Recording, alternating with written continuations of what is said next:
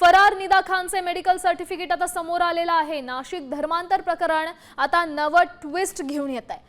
मुख्य संशयित निदा खान 20 दिवसांपासून फरार असल्याची माहिती होती। मेडिकल सर्टिफिकेटमुळे संशय बळावला आणि त्यामुळे तपासाला नवं वळण मिळालंय। 13 एप्रिलला मुंबईत डॉक्टरकडून प्रमाणपत्र घेतल्याचीही माहिती मिळते। फरार असताना ती मुंबईत कशी उपस्थित होती असाही प्रश्न आहे। पोलीस तपासात हा मोठा प्रश्नचिन्ह उपस्थित झाला। या संदर्भातली अधिकची माहिती देत आहेत आपले प्रतिनिधी।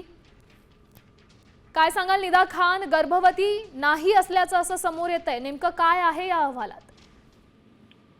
पोलिसांच्या रेकॉर्डवर फरार असलेल्या निदा खाननं मुंबईतल्या एका डॉक्टरकडून ती प्रेग्नंट असल्याचं आणि त्यामुळे तिला 1 आठवड्याची विश्रांती घेण्याची गरज असल्याचं मेडिकल सर्टिफिकेट मिळवलेलं आहे। हे मेडिकल सर्टिफिकेट आता समोर आलेलं आहे। नाशिकच्या टीसीएस कंपनीतील धर्मांतरण आणि महिला कर्मचाऱ्यांच्या लैंगिक शोषण प्रकरणामध्ये निदा खान ही आरोपी आहे। तिनेच या सगळ्या महिलांचं विशिष्ट धर्माचं आचरण त्यांना ट्रेनिंग दिल्याचं देखील समोर आलेलं होतं। त्यामुळे पोलिसांची 3 पथकं तिचा खरं तर शोध घेत आहे। काल एसआयटीच्या पथकाने मुंब्र्यामध्ये देखील त्या ठिकाणी तिच्या पतीची चौकशी केलेली होती। मात्र निदा खान अद्यापही फरार आहे। मात्र ती फरार असताना तिने हे मेडिकल सर्टिफिकेट जे आहे ते स्वतः उपस्थित राहून त्या ठिकाणी बनवलं की तिने ते कशा पद्धतीने मिळवलंय याचा खरं तर आता पोलिसांकडून तपास सुरू करण्यात आलेला आहे। कारण पोलिसांच्या रेकॉर्डवर निदा खान फरार आहे। मात्र असं असताना देखील नक्कीच अभिजित, धन्यवाद दिलेल्या या सविस्तर अपडेटसाठी।